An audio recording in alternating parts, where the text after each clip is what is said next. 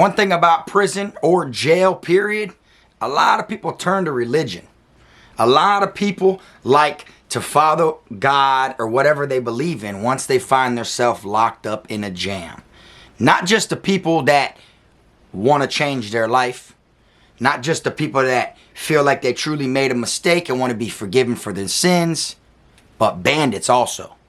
For this video here, I'm going to be talking about how a bandit that worked inside of the chapel got his hands on another inmate and did what he needed to do to him. Haha, I'm the best. Finna be this way till I EOS. Take it how you want, nigga. Yeah, I'm a pro. Fuck around and bust your lot while you're at Vizzo. I hate to be this way, but I live for the moment. Waking up every day, show me an opponent. Shanks on deck, hitting bitch you with locks. So much pool, I can even start you from the box. You don't wanna pay rent, got me bent. Got lax on deck, your money was well spent. Vultures on the prowl, so don't try testing. Step 2 comes violent, first steps finessing. You a hold down man, suitcase this. My cell phone, I'm a charger, don't walk with a limp. Get it knocked off or missing, you gon' get it. Next time I see your ass, you gon' leave airlifted.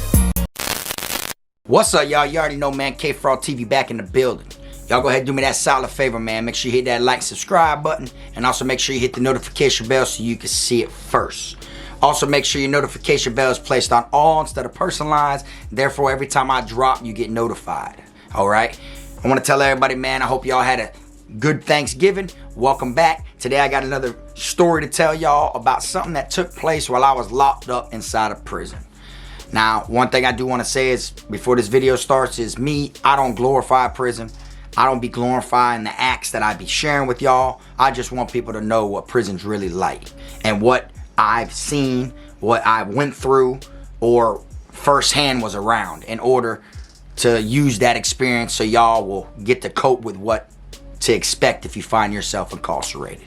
Okay, for this one here, I'm gonna be talking about an inmate who decided to change his life while he was in prison, but you know, he ended up hanging out with the wrong person. He ended up being friends with the devil in all reality, when he wanted to, you know, change his life on a spiritual level. Now, one thing I will say is, regardless what your religion is or what you stand for, I'm not biased about anything. Everybody has their beliefs. You believe what you believe, and, you know, salute all of them. Okay, so at this time, I was locked up inside of Florida prison. There was this one inmate that ended up coming to this institution, and I'm gonna give you a little background story on him. He was a black dude named Devin. All right, now, one thing I will tell you about Devin is a lot of people on the compound knew who he was due to the simple fact of how nice of a person he was. All right, he was one of them black dudes that literally acted like he was a white man in a black dude's body. You know, the way he talked, the way he acted, he wasn't just like neutral with his slang, or, you know, he didn't just, you know, keep his, you know, swag or his lingo to a minimum. I'm talking about he dead ass acted 100% like a white person. You know, the way he was, you know, he just found himself caught up in the wrong place at the wrong time and landed inside of prison. Okay, now, by him being nice like that, everybody on the compound knew who he was. Even if you didn't speak to him directly, even if you didn't hang out with him, if you weren't one of his friends, you knew who Devin was, okay? Because he just had that character to where everybody, you know, you'd see him, he'd be, you know, congratulating people when they passed certain exams. He'd be, you know, complimenting the prison guards. You know, he would compliment other inmates. Just everything he did, he carried himself like he had such a high spirit to where, like, he didn't act like he was in prison. You know, you would be like, what is this dude doing in here? You know what I'm saying? Anytime you'd see him, he's inside the law library, you know, helping other inmates with their law work. You feel me? Or you'd see him inside the education building, helping the people who were preparing to take their GED test. You see what I'm saying? Like, he always was like doing things. You know, he was a stand-up dude. He was always a, you know, he had a good image. All right. Now, when he was locked up, you know, he decided, you know, he wanted to turn his life over to God, you know, which he used to always say that he already believed. You know, he already spent much time in church and stuff like that. So he wanted to continue, you know, I guess, with his spiritual, you know, path. So while we were, you know, inside of prison, you know, a lot of people turned to that just to get like out of the dorm, just so you can walk around the compound. You ain't got to be in your cell while other people inside a chapel. You know, people tend to, you know, sign up and try to be real religious for the wrong reasons inside of prison. You know, you might be looking for somebody and you want to stab them up. You know, that individual might want to go to church call out. So you're going to go to church call out just so you could catch them outside the dorm. You see, like, that's how people normally do it. Okay, now, Devin ended up hanging out with the Reverend, you know, which was like the pastor, I'd say. He was more of a pastor, all right? But the pastor, you know, for the couple times that I went to chapel, you know, he had that look. Like, I felt like, you know, he was a lifer. He had a life sentence. He already had been in prison probably like 20-something years. And he had that look. Like, I always felt like something was shady with him. You know what I'm saying? But, you know, what can you do? He's the pastor. You know, he's the one that gets on stage. And he's the one that, you know, does when he's doing the lectures, you know, sounds real good, everything he's saying. You know, he always breaks down how he's got a life sentence. All these young bucks in here, y'all got another chance. And, you know, he was good with his words. And I had went to chapel a couple times because we had some rap things going on with a program in there called YAMS, which stood for Young Adult Major Movement or something like that. And it's for young dudes that were like 26 and under that, you know, we would go in there and we'd have, you know, like talent shows, freestyle and get on the stage and rap to the people. It was like, you know, and all the inmates loved it. It was like a get together, you feel me? Sometimes we'd go there for movie night as well, you know, just to get out of the dorm. Always watch some type of movies that would, like, you know, it was like a encouragement. It was like a life movie. It wasn't like, we didn't go in there and watch no hood movies or nothing like that. We watched shit that had to do with life, you know. So for the couple times that I was in there, you know, I always would see how, you know, the pastor carried himself. You know, he was kind of like, you know, I felt like he just was off a little bit, you know. Now, he was one of them people that you would see him like walking across the compound. He had like, you know, when you're locked up and you're allowed to go certain places, it's like a license. You feel me? That's what it is. It's like the guards allow you to go anywhere you want. It's like you got the right to drive around. That's what it's, so in there, it's like called a license. You know, that's how it's a prison slang more than what the guards call it. You know, but if one person needs to go from one side of the compound to another and the officers allow them, it's like, boy, you got a license. Boy, your ass allowed to drive back and forth. You see what I'm saying? So you'd always see him going back and forth, walk around the pound by himself. Like, we could be locked down and you could look out the window of the back of the dorm and you would see nothing but guards, and then you'd see the pastor, right?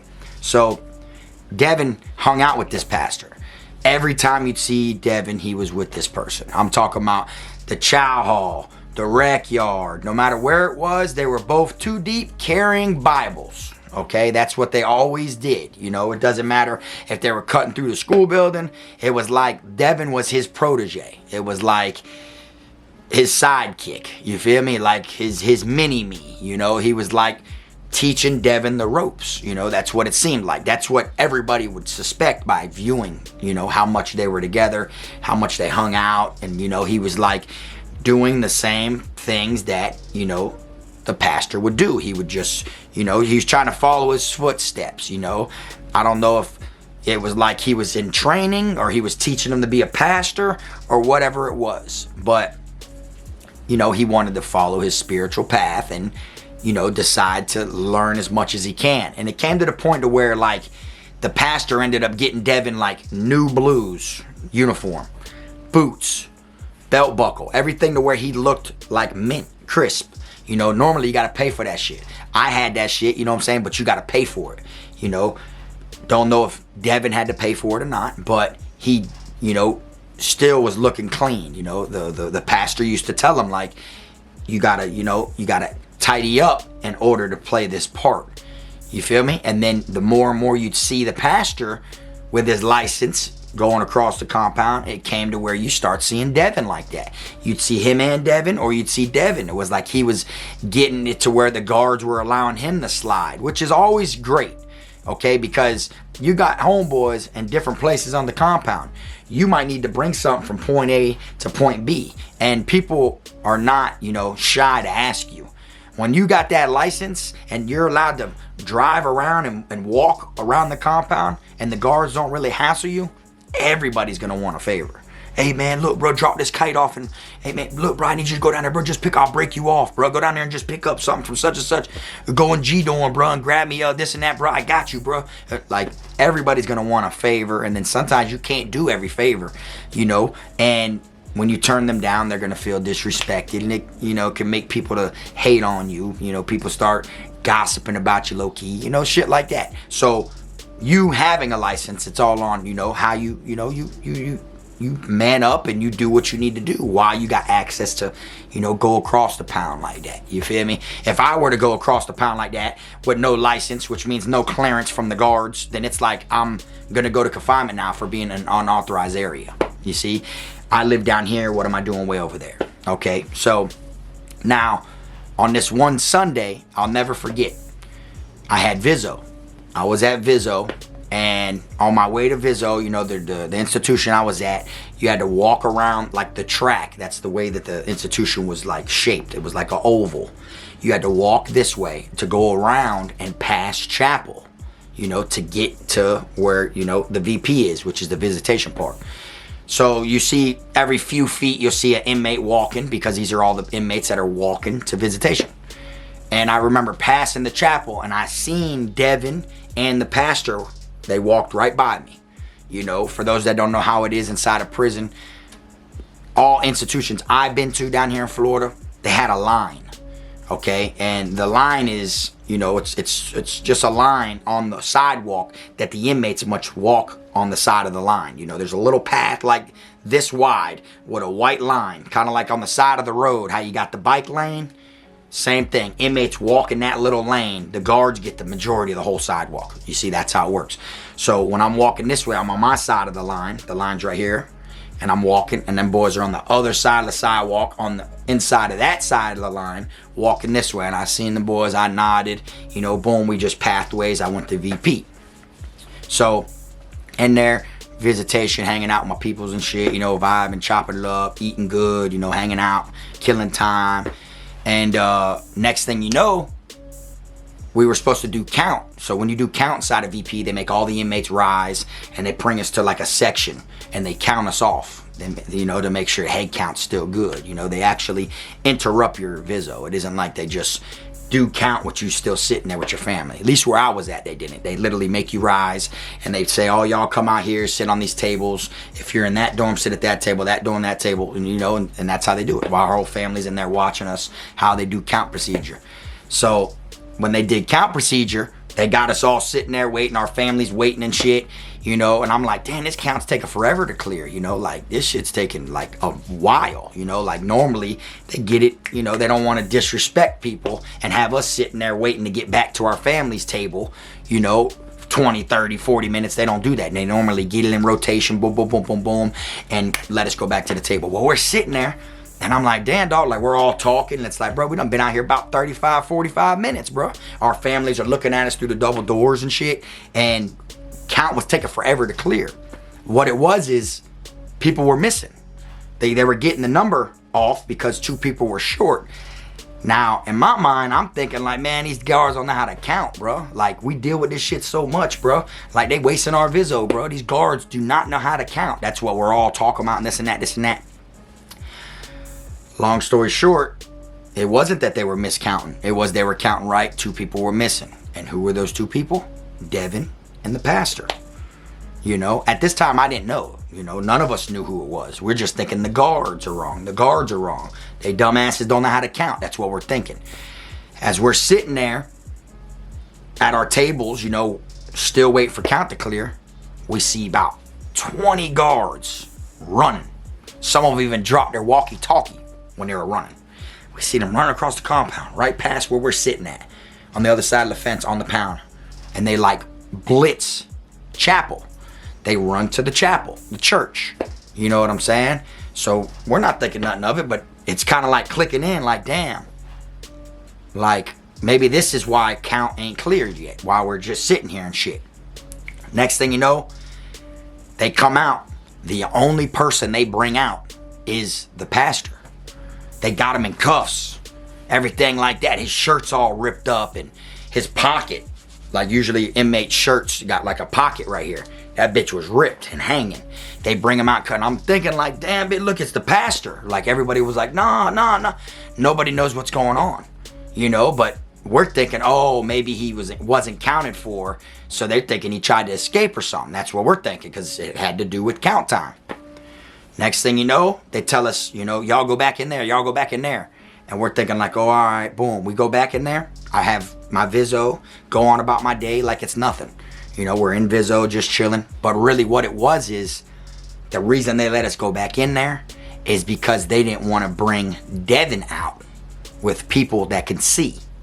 So they had us go back in there with our families. And Devin ended up getting taken by the pastor. That's the easiest way that I can explain it and word it. You know what I'm saying? Y'all know what taken is. You see what I'm saying? And it's crazy because, man, they locked our compound down so heavily, bro, for like 4 days just due to that. And I'm thinking like, damn, like, I've seen crazy things, and there's been other situations where people have gotten taken, you know, but they never locked us down this many days. It was like such a shock to the whole compound that the pastor did that they locked the compound down. And it was like, I mean, not to sound harsh or anything, but it's like, you know, you got the guy that did it. You got the guy that it happened to. What's it got to do with any of us? Why we can't hit canteen, go to rec, go to barbershop? Why we're not allowed to go to school for the next 4 days, which that was a good part. But why we're, you know, like why we weren't allowed to go to work, and you know what I'm saying? Like, why lock us down and do control movement and bring us dorm by dorm to go eat, and then control, and then make us walk back? We had to walk with our hands on our heads like this, y'all, to the chow hall. And every like 20 feet was like guards. They were like perimeter checks. So we got to keep walking like this with our hands on our head. All because of what happened over there. Like, the guards and everyone were so devastated that they had us on lockdown for 4 days. You feel me? And it was just crazy to me, because I'm like, damn. I spoke to Devin a couple times. He was like one of the dudes when I walked in to like check out a magazine inside of the, you know, the library. When you walk in, they got magazines behind the counter with like a number on them, like 11, 12, 13, 14. And it's just like magazines that you'd see on the streets, you know, and you got to sign the clipboard and hand over your ID. And you got to put what number it is and what time you're checking out that magazine. You feel me? And they won't give you your ID back unless you give that magazine. You feel me? That's how it goes. And you sit in there and you look at the magazine. Normally, me and my dogs, that's how people from different dorms come together and vibe and hang out. We'll all meet up at library, and we'll all rent out a magazine or something, and we'll all sit at the table like we're reading magazines. Really, we're chopping it up, saying, and, you know, the things that, you know, what we got to handle, you know, we're talking about. It's like our meetings. You feel me? So Devin was behind the counter one time when I went to rent a magazine, and I talked to him a little bit and this and that, and he was like, man, God loves you, bro. That's what he said to me after I gave him gave him my ID and walked off. I'm like, yeah, appreciate it. You feel me? And then when I went back to turn in the magazine and get my ID, he started talking to me. Oh, you believe in the Lord? You know what I'm saying? Have you been saved? And I'm like, man, you know, I'll just be doing my time, you feel me? Yeah, like, you know. And then he was like, oh, yeah, man. He's like, but I'm telling you, man, I'm on this different path. I feel so close to him now. And I'm like, yeah, I feel you. And he was taking forever to give me my ID. He was looking through all the IDs to give me mine. I'm like, yeah, I feel you. You know, it's kind of like short talking. Like, yeah, you know what I'm saying? And he seemed like a cool dude, you know? And he was like, by the time I get out of prison, man, I'm going to be the closest with the Lord I've ever been in my life. Like, he was just so committed to it, which ain't nothing wrong with that, you feel me? But him trying to follow that spiritual path had him hanging out with somebody that was low-key the devil. You see, that's what's so crazy about it. You know, because if you look at it, you know, it isn't, you know, no religion's fault or anything like that. But if you look at how evil the world is, you have an individual who wants to follow his spiritual path, you know, and then in the middle of him doing that, he got put in harm's way, right? Then you got the pastor. He used the spiritual path in order to find victims, in order to, you know, strike and do what he needed to do to certain people. You feel what I'm saying? And it was crazy because the guards talked about it for weeks after it happened. You know, like, people were talking, like, the guards would be like, man, it's crazy what happened to Devin, man. And this and that and this. Like, you would just hear them talking about it, you know. And they actually made like a little group. It was like a little thing you could sign up for, kind of like the YAMS program. It was like a little programs thing, and it was like to stop, you know, PREA, which was Prevent Rape Elimination Act, you know what I'm saying? But it was kind of like that, but it was strictly like about Devin, for Devin. It was like something that the prison put together strictly for him, you know, that he probably, you know, they got rid of him, transferred him, brought him wherever, outside hospital, whatever they did. He probably doesn't know that they did that, but they opened a whole program and everything. And people were there that like supported him, that knew who he was, thought he was a cool dude. You know what I'm saying? I'm like, they would come together and they'd give out cake and soda and cookies, and everybody in there would just talk about one time how cool of a dude he was. People would take turns getting on stage. The same chapel would happen in. People would get on stage and talk on the mic. Yeah, man, Devin, man, he was this, man. Yeah, I'll never forget the time. Man, he did a lot for me. And then the next person would get on there. The next person, even the guards would get up there and speak. You know, and I'm like, damn, dog, that just shows you got to be careful, because someone that feels the most righteous can be the most wicked. You feel me? And then for that to happen to somebody, I'm like, God damn, like, you never really know, you know, how it goes. You feel me? And the guards came around and they told us it was for sure that the pastor did take Devin, knocked him unconscious, and had his way with him. You know, shit like that. By the time the guards found him, this was the story we heard. By the time the guards found him, he was laying there. He had his belt wrapped around him. Like, he was tied up to like the long chairs you sit in inside of the chapel, like the booth, the long things. He was tied up to that unconscious with like blood and holes ripped, like right where his his boxer, his ass part's at. It was like ripped, and there was blood, and, you know, like they found him like donezo. You know what I'm saying? And they caught the pastor, you know, doing it. Like, I don't know if someone seen it, someone heard it. I don't know how the camera systems really worked inside of the chapel. Some chapels at places I've been don't even have cameras. You know, I think that if it wasn't for count, you know, they probably would have never even ran in there. You see what I'm saying? That's probably what it was. It was probably the dorms they lived in realized, well, there's 2 people missing, you know, well, we're all counted for except for 1 inmate. We're all counted for except for 1. What's a coincidence that it's both the people that, you know, be in chapel. You see, like, and then that's how it all. So it was like count kind of like saved Devin, I guess, you know, or, you know, ended the brutal situation sooner. You feel what I'm saying?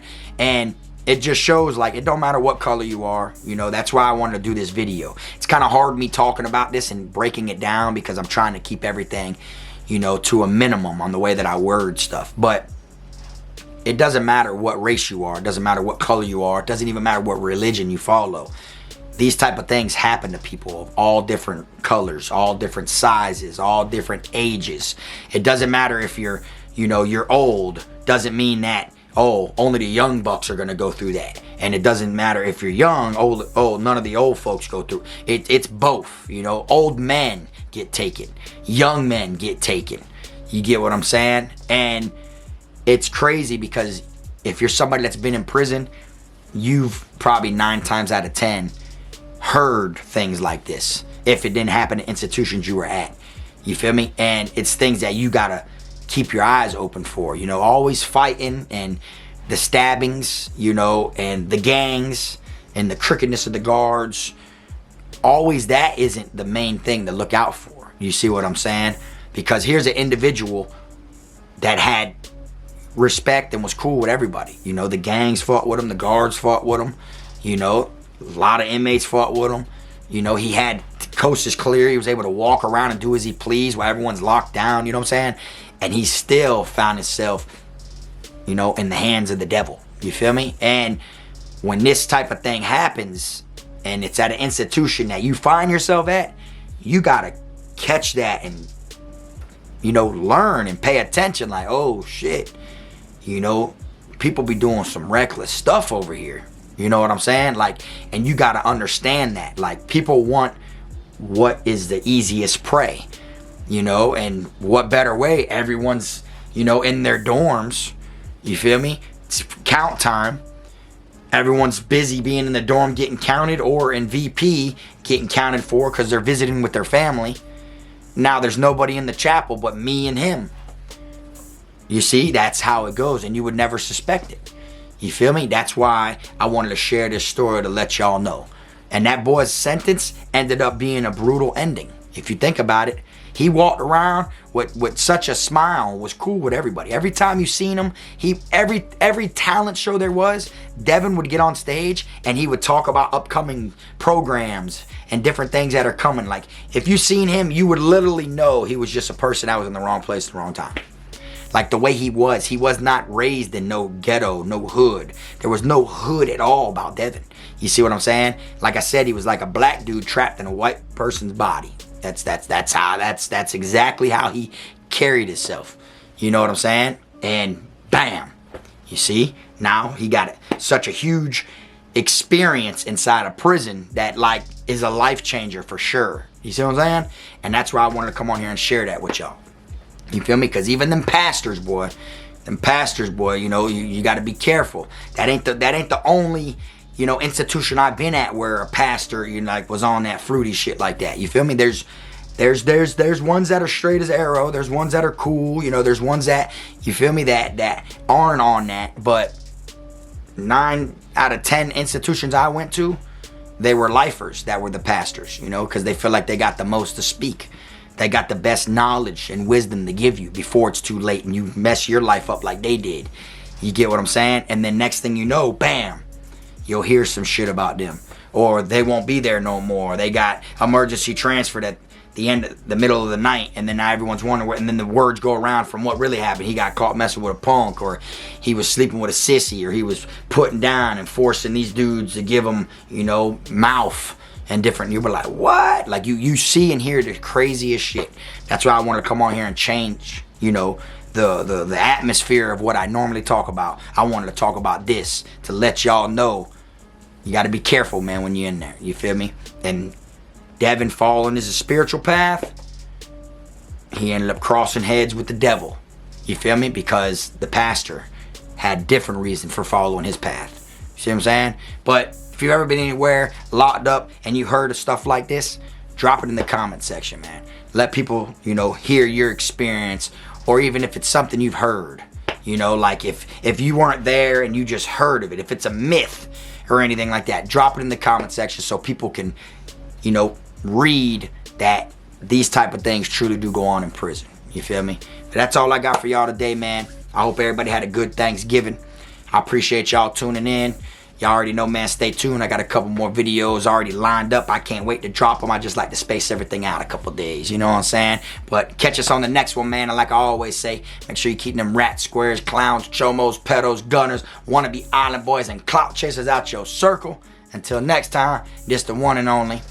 I am my team, Frog. I'm a criminal, I'm a cool nigga, but I got a limit though. I'm a cool nigga, but I got a limit though, cause I'm a criminal, yeah, I'm a criminal.